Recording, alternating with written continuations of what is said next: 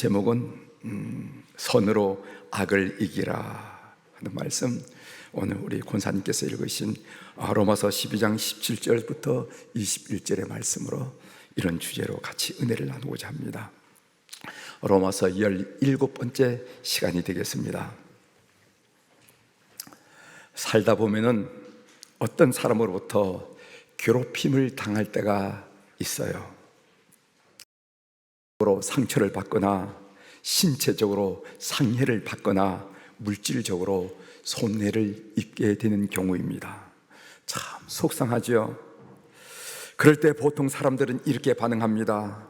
욕설을 퍼붓거나 아니면 마음에 앙심을 품습니다. 그러다 보면 그 사람과의 인간관계가 어그러지는 것을 우리가 보게 돼요.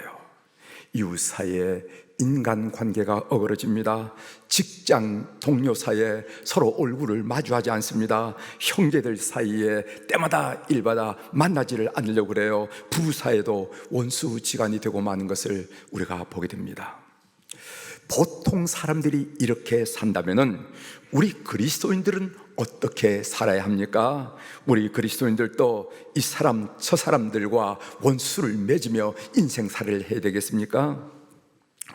두 종류의 인생살이를 보게 됩니다. 하나는 꼭꼭 맺고 사는 사람이 있어요. 그냥 웃어넘길 일도, 아주 사소한 일도 꼭꼭 매듭을 짓고 사는 사람이 있습니다. 네가 그런 말을 해서, 네가 나를 그렇게 대우해, 내가 그런 식으로 나와? 그 말한 의도가 뭐야? 어디 두고 보자. 이렇게 하면서 꼭꼭 맺는다는 겁니다.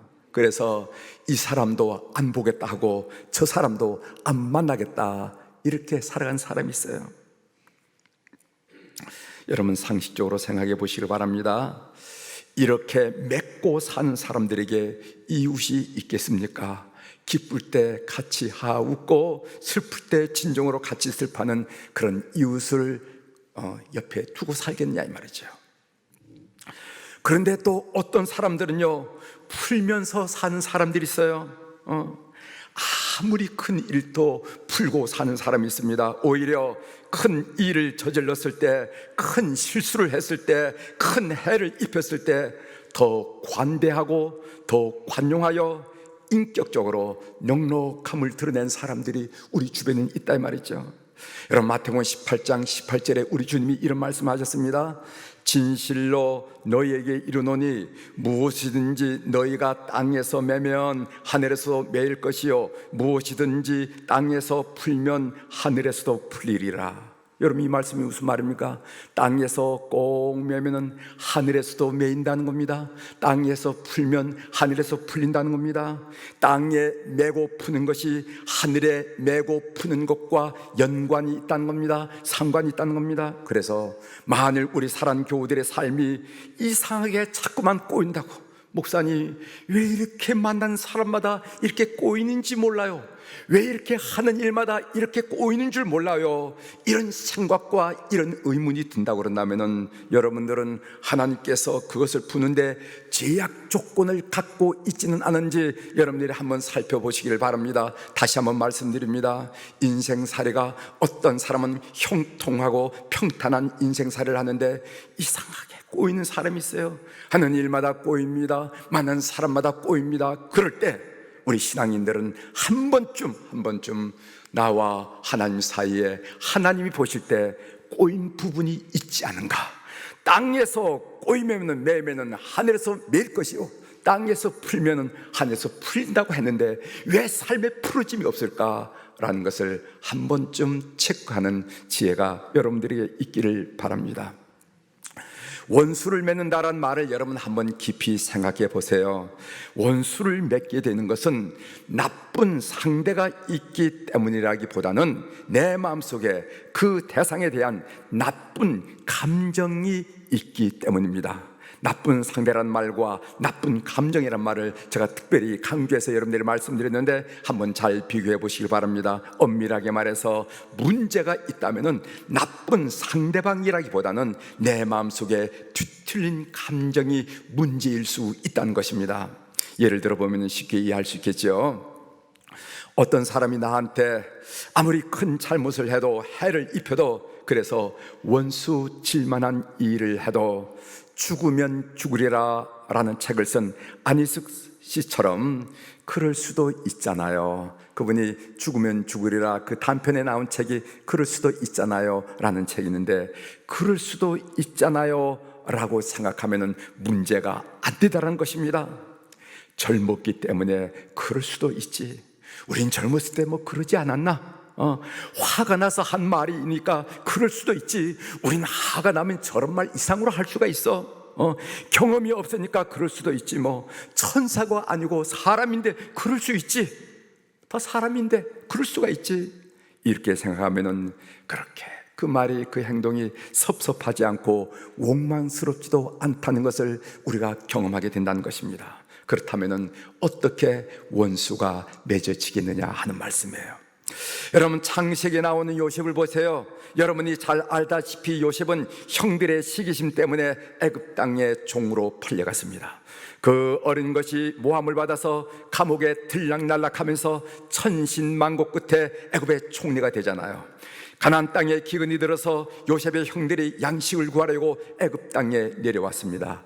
원수는 애나무 다리에서 만난다고 요셉의 형들은 총리가 된 요셉 앞에서 양식을 구걸하는 모습을 보게 됩니다.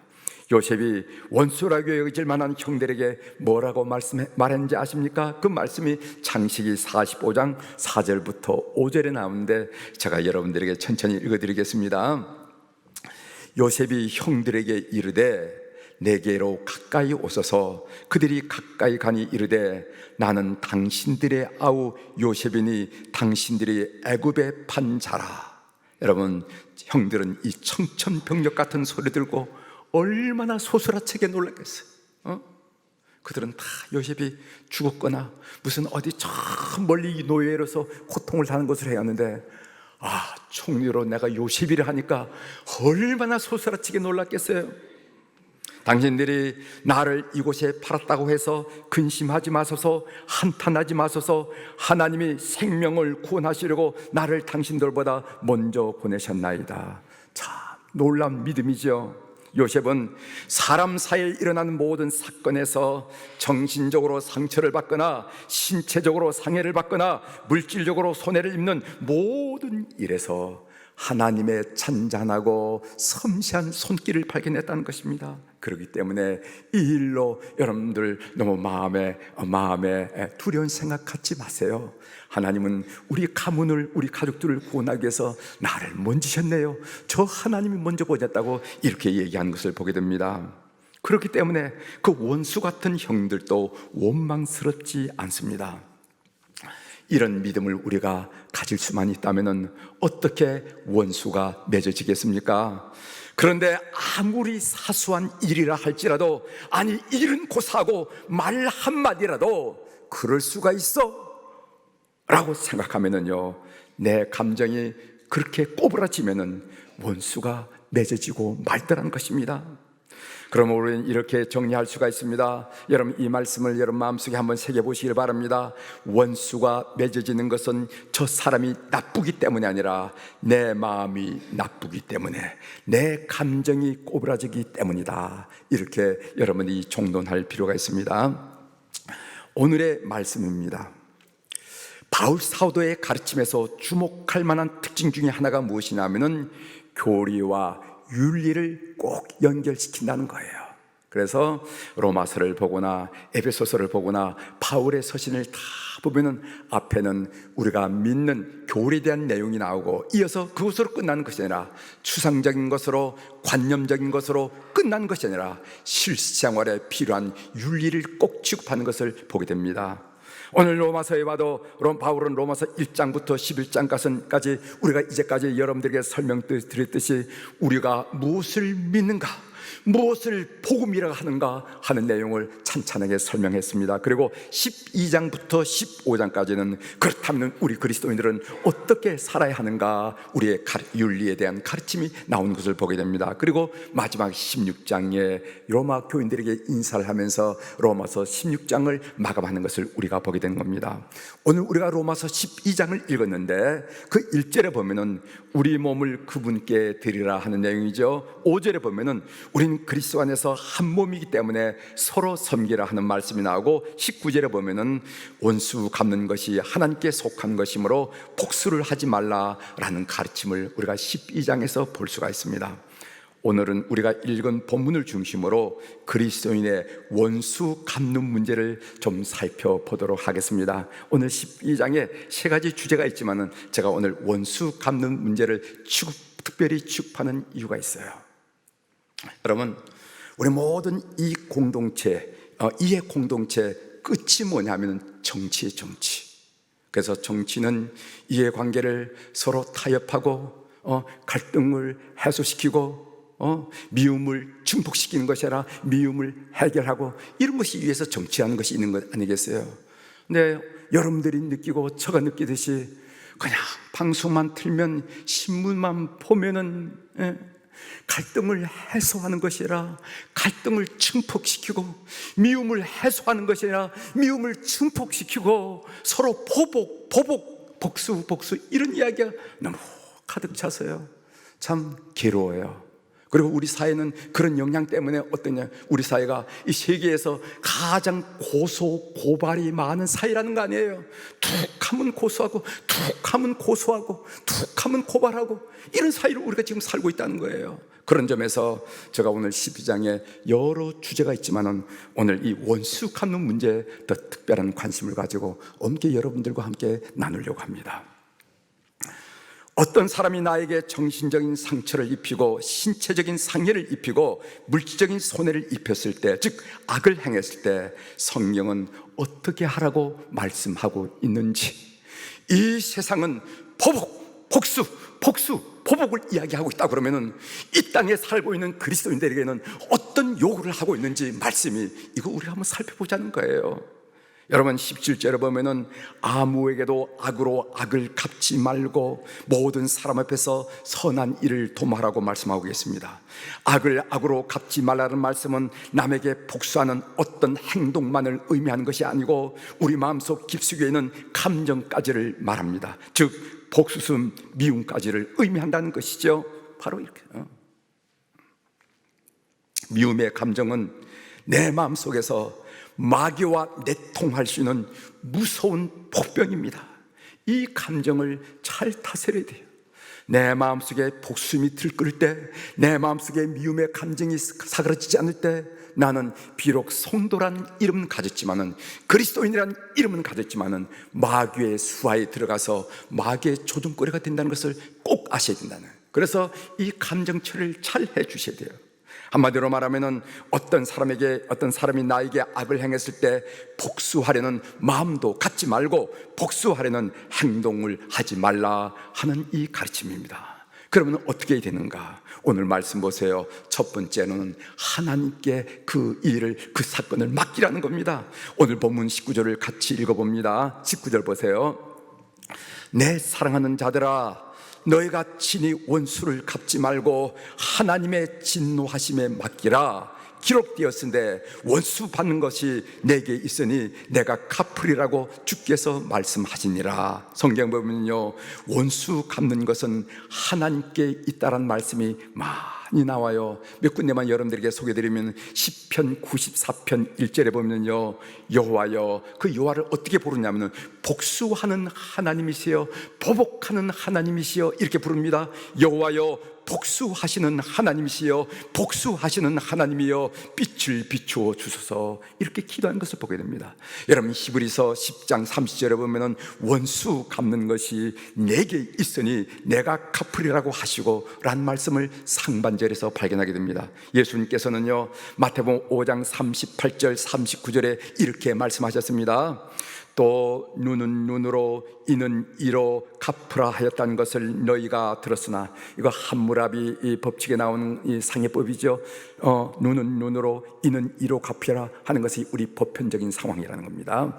눈은 눈으로 이는 이로 갚으라 하였다는 것을 너희가 들었으나 나는 너희에게 이르노니 악한 자를 대적하지 말라. 여기 보면은 마음으로도 대적하지 말고, 말로도 대적하지 말고, 눈으로도 대적하지 말고, 눈을 흘긴단 말이죠. 눈을 흘기는 눈으로도 대적하지 말고 행동으로도 대적하지 말라.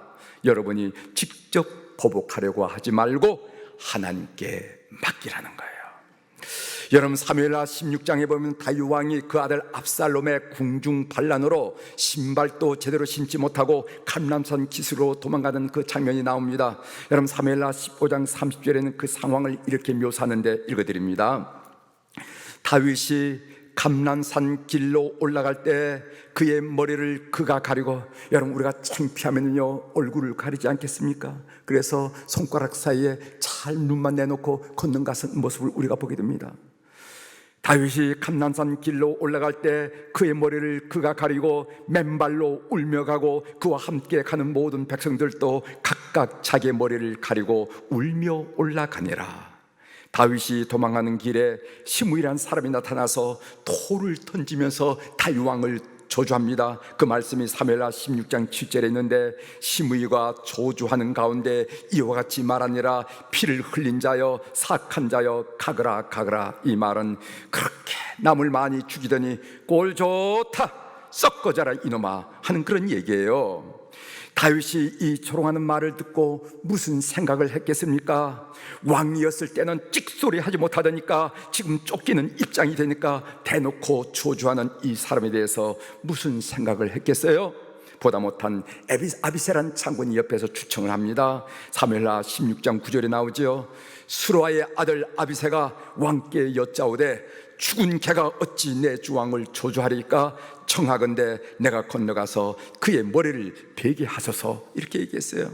그때 다윗이 한 말이 하나님 마음에 쏙 들었습니다. 뭐라고 말했냐면 사무엘하 16장 11절 12절, 또 다윗이 아비새와 모든 신하들에게 이르되 내 몸에서 난 아들도 내 생명을 해하려 하거든 하물며 이 베냐민 사람이라. 여호와께서 그에게 명령하신 것이니 그가 저주하게 버리더라. 저주하게 버려도 혹시 여호와께서 나의 원통함을 감찰하시리니 오늘 그 저주 때문에 여호와께서 손으로 내게 갚아주시리라 하고, 여호와께서 나의 원통함을 감찰하시리니 다윗은 원수 갚는 것을, 보복하는 것을 전적으로 하나님께 맡기다는 것입니다. 하나님은 이런 태도를 귀히 보셨고, 그를 따른 사람들은 그 인격에 감화를 받아서 더욱 충성하게 된 것을 보게 됩니다. 여러분 한번 상상해 보시길 바랍니다. 반대로 만일 다윗이 이 저주한 소리를 듣고 분에 못 이겨서 당장 잡아 죽이지 못하느냐, 고래고래 부하들을 보고 소리질렀다면 어떤 결과가 나왔을까요? 신하들은 여기까지가 다윗의 한계로구나 라는 생각을 하지 않았겠어요? 그렇게 되었더라면 한 사람 한 사람 이 핑계 저 핑계 대면서 다윗 곁을 떠났을 것입니다. 다윗은 광야의 애토리가 되어서 부르짖는 여우처럼 살다가 죽었겠죠. 보복은 여러분이 직접 하는 것이 아닙니다. 하나님께 맡기는 여러분이 되시기를 바랍니다. 두 번째로, 또 악을 행하는 자에게 어떻게 됩니까? 오늘 성경에 보면은 선대하라 이렇게 말했어요. 12장 20절을 읽어봅니다. 내 원수가 줄이거든 먹이고 목마르거든 마시게 하라. 그리함으로 내가 숯불을 그 머리에 쌓아놓으리라. 사람으로서는 참 하기 어려운 말입니다. 어려운 일입니다. 원수 갚는 것은 하나님께 맡기라, 이 정도는 받아들일 수가 있겠는데, 그리고 이해할 수가 있겠는데, 내 원수가 줄이거든 먹이고 목마르거든 마시게 하라, 이건 사람으로서 도저히 하기 어려운 일이라는 거예요. 그런데 성경에 보면은 원수를 선대하라는 말씀이 있습니다. 몇 군데를 여러분들에게 인용해 드리겠습니다. 여러분 잠언 25장 21절 22절에 보면은 내 원수가 배고파 하거든 음식을 먹이고 목말라 하거든 물을 마시게 하라. 그리하는 것이 핀 숯을 그의 머리에 놓는 것과 일반이요 여호와께서 내게 갚아 주시리라. 여호와께서 내게 갚아 주시리라. 여러분 출애굽기 23장 5절엔 이런 말씀도 있습니다. 내가 만일 너를 미워하는 자의 나귀가 한 마리가 갖고 있는데 그 한 마리가 짐을 싣고 가는 나귀가 어떤 내 원수의 나귀예요. 내가 만일 내가 미워하는 자의 나귀가 짐을 싣고 엎드려짐을 보거든 잘됐군, 쌤통이자 하지 말고 그것을 버려두지 말고 짐짓 못 본 채 고개를 돌려서 버려두지 말고 그것을 도와 그 짐을 부릴지니라. 가서 그 짐을 부려주라는 겁니다. 나귀를 이렇게 세워주라는 거예요. 원수의 나귀를 할지라도 그렇게 하라는 거예요. 여러분 누가복음 6장 27절 28절에 주님이 말씀하셨습니다. 그러나 너희 듣는 자에게 내가 이르노니 너희 원수를 사랑하며 너희를 미워하는 자를 선대하며 너희를 저주하는 자를 위하여 축복하며 너희를 모욕하는 자를 위하여 기도하라. 이렇게 선대하면 어떻게 됩니까? 본문은 말씀하고 있습니다. 내가 숯불을 그 머리에 쌓아 놓으리라. 여러분 이 말씀의 뜻이 무엇입니까? 이 말씀은 원수를 선대하면 원수에게 숯불처럼 뜨거운 열병이 나서 고통을 당한다는 뜻이 될 수도 있지만은 성 어거스틴은 이 말씀을 이렇게 하셨는데 저는 이 성 어거스틴의 해석을 받아들입니다. 원수를 선대하면 원수는 그 순간에 너무 부끄러워 마치 얼굴에 숯불을 올려놓는 것처럼 화끈 달아오른다는 뜻이다. 이렇게 해석했어요. 얼굴이 화끈거린다 하는 말 우리가 하기도 하고 듣기도 하잖아요. 그렇죠? 어떤 일에 대해서 내가 경무에 어긋났다 그런다 그러면은 내 얼굴이 화끈거리다. 여러분 사무엘상 24장에 보면요 다윗이 사울 왕에게 쫓겨다니다가 엔게디 동굴에 숨어 있는 장면이 나옵니다. 다윗이 백성에게 인기가 올라가자 사울 왕은 질투심에 못 이겨서 다윗을 쫓아 죽이려고 했다는 것이죠.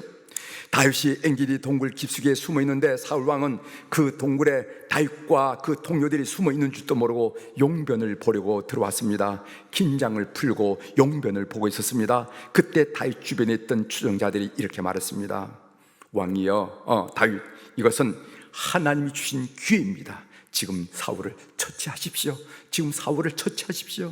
그때 다윗은 자기를 죽이려는 원수 사울을 죽이지 않고 사울의 겉옷자락만 살짝 펴서 표시만 해놓았어요. 큰 사람이죠, 큰 사람. 나중에 이 사실을 안 당사자인 사울이 뭐라고 다윗에게 하는지 아십니까? 사무엘상 24장 17절에 보면은 다윗에게 이르되 나는 너를 학대하되 너는 나를 선대하니 너는 나보다 의롭도다. 이렇게 이해하는 것을 보게 됩니다. 사울이 다윗의 인격 앞에 굴복하게 되는 거죠. 얼굴이 화끈 달아올랐단 말이죠.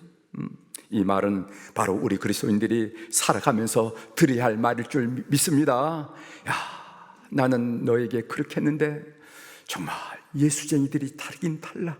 같이 이해하고 나는 너를 악대했는데 너는 나를 선대하는구나. 참 고맙다 하는 이야기를 우리 성도들이 삶을 살면서 꼭 듣게 되기를 주의 이름으로 권면합니다. 하나님의 음성 듣기로 지난 한 주간 본문 19절이 마음을 떠나지 않았습니다. 내 사랑하는 자들아 너희가 친히 원수를 갚지 말고 하나님의 진노하심에 맡기라 기록되었은데 원수 갚는 것이 내게 있으니 내가 갚으리라고 주께서 말씀하시니라. 이 말씀은 어떤 사람이 나에게 악을 행했을 때 복수하려는 마음도 갖지 말고 복수하려는 행동도 하지 말라 하는 의미를 제가 반복해서 말씀을 드린 겁니다. 지난 주간에 어느 모임에서 나이가 한 10살 정도 아래인 사람이 말을 함부로 하더라고요. 그래서 제 자존심이 상했습니다. 그 순간은 용케 참았어요. 잠이 안 올 정도로 괘씸하고 속이 상했습니다. 다음날 아침에 모임에 참석한 사람으로부터 전화가 왔습니다. 뭐라고 전화하냐면은, 선배님, 지난밤 잘 주무셨어요? 나 같으면 잠을 못 잘 것 같았는데 역시 선배님은 참 마음이 넓네요. 그러니까 그때 상황을 나만 경험한 게 아니라 다른 사람도 그렇게 느꼈다는 말이 아니겠어요? 이 말을 들으니까 더 속이 상했어요. 나만 알은 모르겠는데 다른 사람까지 다 알아버렸으니까 얼마나 속이 상하겠어요? 그래, 어디 한번 두고 보자. 이놈이 어디 한번 두고 보자. 이런 생각이 저 마음속에 생기더라고요. 한번 두고 보자. 근데 우린 기도한 사람이 아닙니까? 기도했어요. 그때마다 주는 말씀이 뭐냐면은, 복수는 네가 하는 게 아니야. 복수는 네가 하는 게 아니야. 이 말씀을 자꾸만 주시는 거예요. 우리가 새벽 기도 때 사무엘상을 우리가 묵상하며 나누는데, 사무엘상에 보면은 사울 왕을 보복하지 않은 다윗의 모습, 그리고 나발이라는 사람을 보복하지 않은 다윗의 모습, 그리고 오늘 본문 로마서 12장에 있는 말씀, 이 가르침을 통해서 계속 말씀을 주시는 거예요. 복수는 네가 하는 게 아니야. 그런 마음도 나쁜 거야. 그것도 지워. 그래서 제가 항복하고 말았습니다. 알겠어요. 네. 이제 말씀을 마칩니다. 디모데후서 3장 3절에 보면은, 말세가 되면은 말세의 여러 가지 증상 중에 원통함을 풀지 않는다 하는 말씀이 있어요. 제가 읽어드리겠습니다. 무정하며 원통함을 풀지 아니하며 모함하며 절제하지 못하며 사나우며 선한 것을 좋아하지 아니하며, 이러면서 여러분, 기도하는 사람은 풀고 사는 사람임을 믿으시길 바랍니다.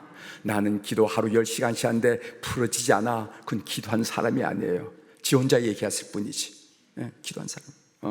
성령의 사람은, 하나님의 사람은 선대하는 사람임을 여러분 믿으시길 바랍니다. 내가 선대하는 사람이라, 내가 성령의 사람이라고 얘기하면서 여전히 껄끄적한 뭔가가 있다 그러면요, 여러분 성령의 사람이 아니에요. 사랑하는 교회 여러분, 풀고 사시길 바랍니다. 보복은 하나님께 맡기세요. 다시 돌이킬 수 없는 한 번밖에 없는 인생, 선대하며 사는 우리 그리스도인이 꼭 되기를 주의 이름으로 축원합니다. 기도하시겠습니다.